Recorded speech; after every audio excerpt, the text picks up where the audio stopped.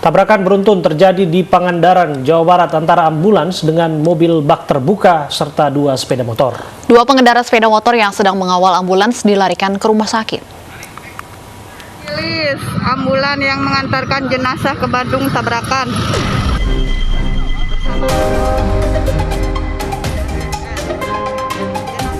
Ambulans pembawa jenazah COVID-19 di Pangandaran, Jawa Barat terlibat tabrakan beruntun dengan sebuah mobil bak terbuka dan dua sepeda motor di Blok Kedung Palungpung, Desa Tunggilis, Kecamatan Padaherang. Tabrakan beruntun ini berawal saat mobil bak terbuka yang dikendarai Heri ngerem mendadak hingga mobil oleng ke kanan hingga bertabrakan dengan dua sepeda motor dan ambulans pembawa jenazah COVID-19. Kedua korban pemotor dilarikan ke puskesmas terdekat untuk mendapatkan perawatan intensif.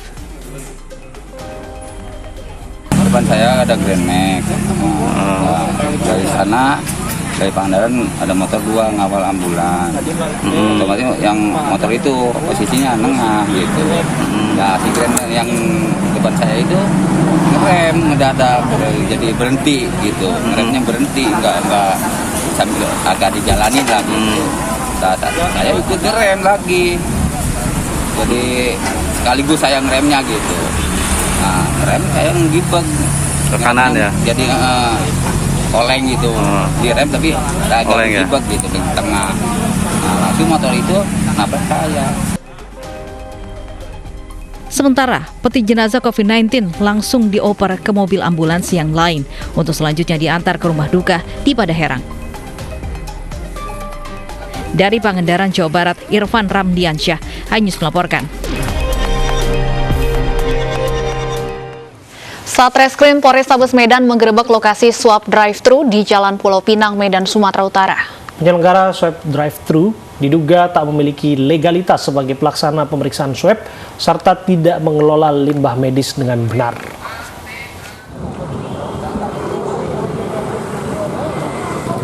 Belasan polisi dari Tipitsus Satreskrim Polrestabes Medan menggerebek lokasi swab drive-thru di Jalan Pulau Pinang, Medan, Sumatera Utara. Penggerebekan dilakukan karena ada dugaan tidak adanya legalitas pelaksana swab dan pengelolaan limbah medis yang tidak benar.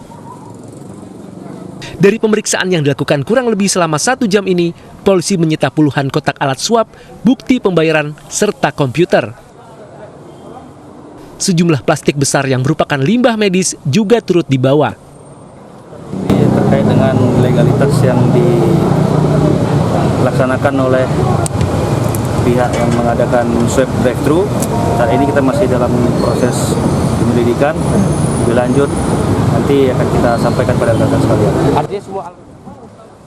Sebelumnya sejumlah kasus terkait COVID-19 terjadi di Sumatera Utara. Di antaranya penggunaan alat swab antigen bekas di Bandara Kuala Namu, serta kasus jual beli ilegal vaksin COVID-19 yang melibatkan oknum dokter dan ASN. Dari Medan, Sumatera Utara, Ahmad Ridwan Nasution, iNews melaporkan. Ratusan santri dan santriwati asal Semarang yang akan kembali ke Pondok Modern Darussalam Gontor 1 dan 2 Jawa Timur menjalani swab antigen. Tes swab antigen untuk memastikan santri tidak terpapar COVID-19 sebelum kembali ke pesantren.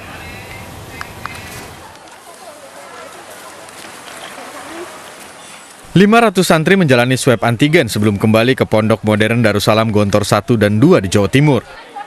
Swab antigen digelar di halaman Komplek Masjid Agung, Jawa Tengah, Semarang. 30 tenaga medis dari Dinas Kesehatan Kota Semarang ini memastikan para santri tidak terpapar COVID-19 sebelum kembali belajar di pondok pesantren.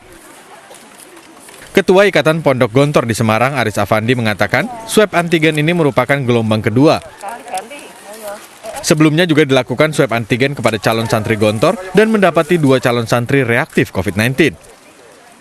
Sementara itu, salah seorang santri Gontor mengaku lebih senang ada swab antigen sebelum masuk ke pondok pesantren agar tidak ada kekhawatiran terpapar COVID-19.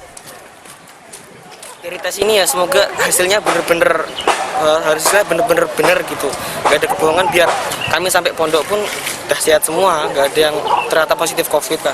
Kalau dari tahun kemarin pengalaman di Gontor 2 itu ada yang satu orang kena positif COVID, akhirnya dicurigai oleh pemerintah, habis itu dilakukan rapid test, akhirnya kan satu pondok kena jadinya. Ya semoga di perpulangan yang ini nggak seperti tahun kemarin lagi. Setelah menjalani swab antigen, para santri diberangkatkan lebih dulu dengan 5 armada bus. Dari Semarang, Jawa Tengah, Doni Marendra, iNews melaporkan. Seorang guru di Situbondo, Jawa Timur pingsan setelah menerima vaksin COVID-19. Guru tersebut dirawat inap di rumah sakit selama 1 malam.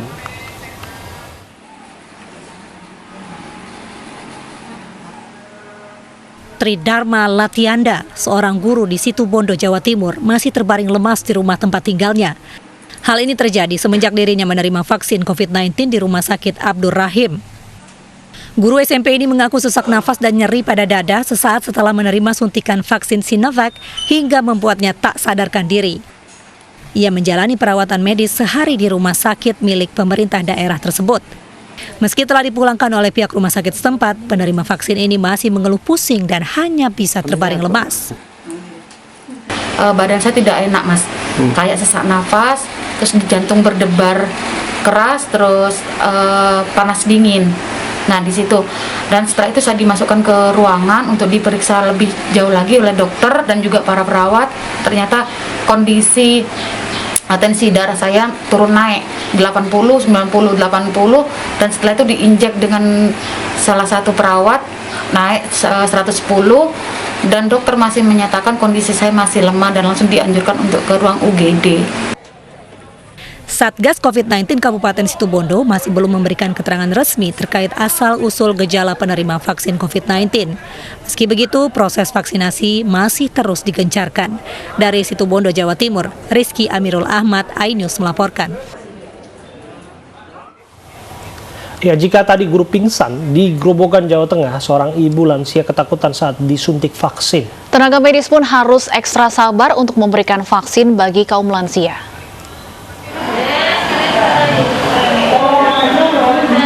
Seorang ibu lansia nampak ketakutan melihat jarum suntik saat akan menjalani vaksinasi.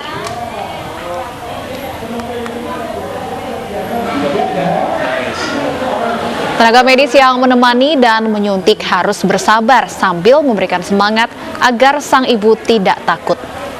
Usai disuntik, sang ibu masih terlihat takut dan terus memejamkan mata sambil berjalan di papah meninggalkan ruang vaksin. Ini merupakan pelaksanaan vaksin lansia tahap 2 bagi lansia di Grobogan, Jawa Tengah. Sebanyak 200 lansia antusias menjalani vaksinasi. Dari lansia hanya 23%, dan ini kematian juga supaya juga tadi push supaya lansia di Kabupaten Grobogan semua dapat vaksin. Pemirsa, Kepala Badan Penanggulangan Bencana BNPB mengunjungi Rumah Sakit Darurat COVID-19 Wisma Atlet Kemayoran, Jakarta Pusat. Kunjungan tersebut adalah kali pertama usai dilantik oleh Presiden.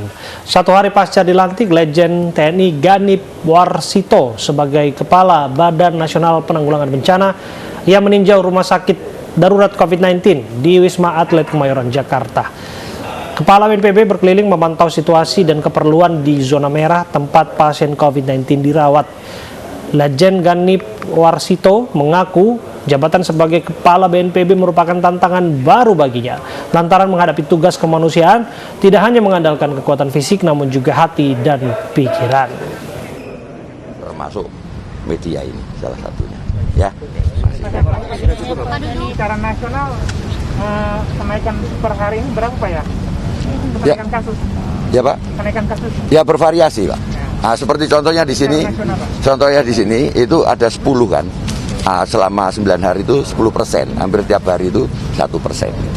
Tapi masih di bawah perkembangan yang batas dari WHO maupun dari kesehatan kita. Ya. Kapan cukup ya? Cukup. Terima kasih Pak. Sehat ya Pak. Terima kasih banyak ya. Ya, mohon dukungan dan kerjasamanya untuk kita melawan COVID. Salam Dago.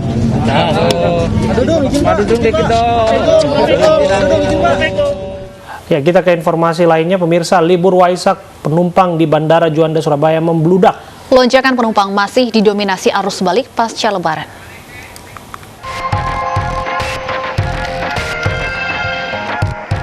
Ratusan calon penumpang memadati terminal keberangkatan domestik Bandara Juanda, Surabaya. Antrean penumpang tampak sejak di anjungan Terminal 1 Bandara Juanda hingga ruang check-in. Sejak pagi hingga siang tadi, antrean mengular, khususnya di rute penerbangan menuju luar Jawa, seperti Banjarmasin, Makassar, dan Balikpapan. Selain libur Waisak, membludaknya arus penumpang di Bandara Juanda ini juga dipengaruhi oleh masih banyaknya masyarakat yang kembali ke daerah asalnya pasca Lebaran. Mau kemana nih Bu? Ke Banjarmasin. Ke Banjarmasin. Dalam rangka apa nih Bu? Pulang atau? Pulang. Oh pulang. Kok baru pulang sekarang Bu? Baru balik sekarang Bu? Oleh kan lama juga di sini. Oh, habisin liburan nih Bu ya? Iya. Ya Pak, ini mau kemana nih Pak? Hah? Mau terbang kemana? Banjarmasin. Banjarmasin ya. Dalam rangka apa nih Pak? Balik atau? Balik. Saya kerjanya di Bondowoso. Oh. Kepadatan membuat sejumlah petugas terus mengimbau calon penumpang untuk menerapkan protokol kesehatan. Petugas juga meminta calon penumpang yang tengah menunggu waktu keberangkatan untuk tidak berkerumun. Dari Sidoarjo, Jawa Timur, Pramono Putra, iNews melaporkan.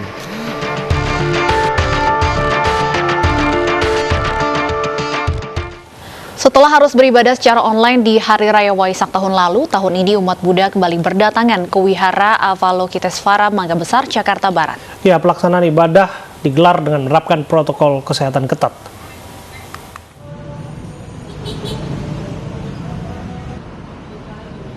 Penyelenggaraan ibadah di Wihara Avalokitesvara, Mangga Besar, Jakarta Barat menerapkan protokol kesehatan ketat. Saat tiba di wihara, umat lebih dahulu dicek suhu tubuh dan dicatat agar kapasitas wihara tidak melebihi kapasitas sesuai protokol kesehatan. Ibadah Hari Raya Waisak di Wihara Avalokitesvara dilaksanakan mulai pukul 10 hingga 12 siang. Sebenarnya Wihara Avalokitesvara dapat menampung 200 umat, namun karena protokol kesehatan hanya 100 umat yang diizinkan masuk. Setibanya di wihara, umat Buddha melakukan Tiam Hiu atau berdoa saat datang ke wihara. Altar pertama Tuhan Yang Maha Esa, Tingkong. Altar kedua berdoa kepada Dewi Kuan Im Mata dan Tangan Seribu. Altar ketiga Semienfo Dewa Empat Muka, sembayakan Sakya Muni Buddha atau Siddhartha Gautama. Kemudian umat naik ke lantai 2 untuk menjalankan prosesi ibadah untuk memperingati Tri Suci Waisak 2565 BE. Mahabiksu Dutawira memimpin ibadah Waisak dengan tema gunakan semangat persatuan untuk Indonesia maju, gunakan hati untuk berbuat kebajikan. Kita diajak untuk menyambut Waisak dengan hati yang penuh dengan kegembiraan, penuh dengan kebahagiaan, untuk menaikkan hormon tubuh kita agar kita jauh lebih kuat dalam menghadapi kondisi pandemi COVID-19 ini. Di Waisak tahun ini ada 2 khusus yang dipanjatkan umat Buddha, yaitu pandemi COVID-19 segera berakhir agar perayaan Waisak bisa seperti tahun-tahun sebelumnya. Dari Jakarta, Mahathir Mohamad, Ilham Zarkasih, Sutrisno, iNews melaporkan. Candi Borobudur yang biasanya menjadi pusat perayaan Hari Suci Waisak kini hanya melaksanakan ibadah layaknya ibadah bulanan karena pandemi COVID-19. Sementara peringatan Hari Suci Waisak di Bali dan Medan, Sumatera Utara juga dilakukan dengan protokol kesehatan ketat dengan membatasi jumlah umat yang beribadah di wihara.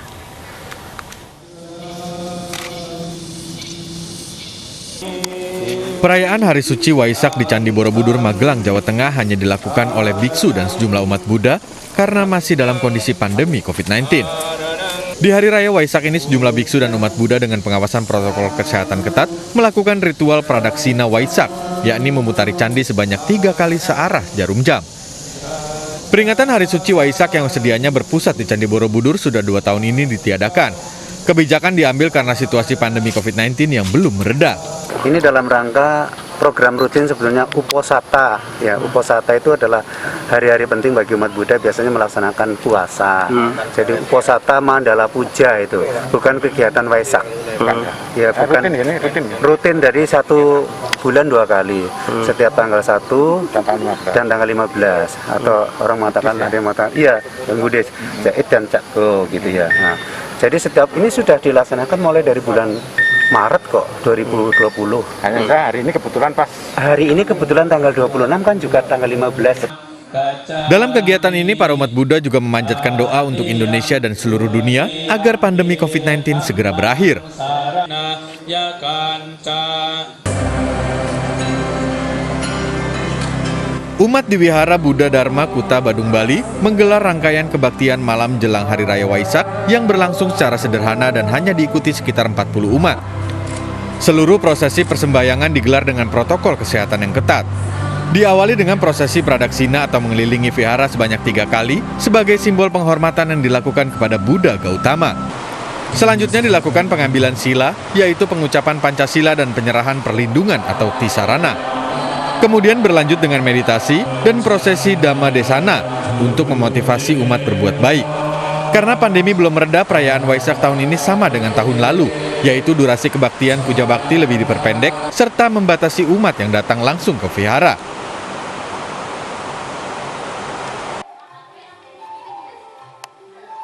Sementara di Medan, Sumatera Utara, umat Buddha etnis Tamil menghadiri peringatan Hari Suci Waisak di Wihara Lokasanti. Upacara puncak perayaan Waisak di Wihara Lokasanti diawali dengan pradaksina di depan altar utama. Kemudian dilanjutkan dengan ibadah dan doa, serta penyampaian Dhamma Desana oleh beberapa pandita. Prosesi pemandian arca Buddha ini sebagai lambang penyucian diri adalah rangkaian terakhir dalam acara peringatan Waisak. Prosesi perayaan Waisak dalam 2 tahun terakhir berbeda dengan tahun-tahun sebelumnya. Jumlah umat dibatasi agar pihak wihara bisa menerapkan protokol kesehatan ketat. Prosesi penerbangan balon dan burung merpati yang biasanya menjadi atraksi menarik juga ditiadakan. Tim Liputan iNews melaporkan. Ulah oknum aparat tampar petugas SPBU viral di media sosial. Kami kembali untuk Anda saat lagi.